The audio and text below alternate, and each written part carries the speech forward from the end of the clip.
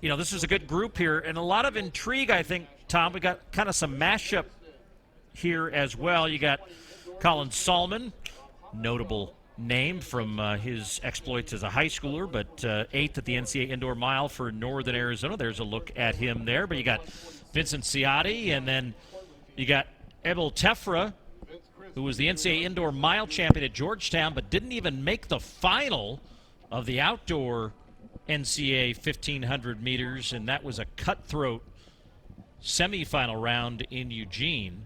So getting another chance to race with the elite talent here in Los Angeles in Section 2 of the men's 800. And also a familiar last name wearing hip number 9. That's Patrick TUOHY.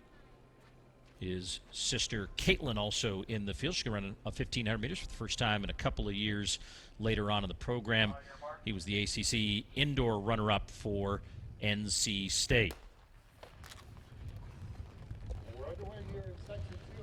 So racing underway in this Section 2 of the men's 800. Finley MCLEAR, SAHLMAN, Thomas Stain, CRISP, TEFFRA, Edose IBADIN of Under Armour, the Paris Olympian and national record holder of Nigeria in this field, Christian Harrison, Rob HEPPENSTALL, Patrick TUOHY, and Vince CRISP on the pace setter here as they try to come through and already out and away from those lights just a bit. So swiftly to the first lap is CRISP and the rest of the field in tow as they come down the main straightaway. That's TUOHY, followed by Harrison in third. Now SAHLMAN moving up on the outside and challenging for that third position as it comes through in 51.26 through the first lap.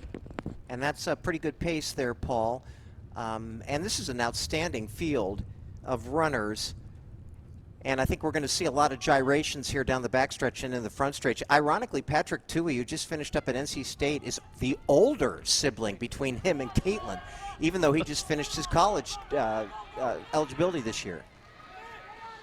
Let's see what SAHLMAN has left in the tank. Lifetime best of 1:45.63, but this is a good battle shaping up in the final stretch of the race for Section 2 of the men's 800 here at the Sound Running Sunset Tour, as CRISP trying to hold off the field. SAHLMAN's going to get it at the end. So CRISP, who was listed as the pacer in this race, went all the way to the finish and almost won the race wire to wire, but Colin SAHLMAN takes the win in 1:46.25. That's a season's best, I believe, for him. 1:46.40 was his listed season's best on my chart, and CRISP finishing in second in the season's best, 1:46.57. Great last 100 meters and very competitive as we had 5 guys all under 1:47.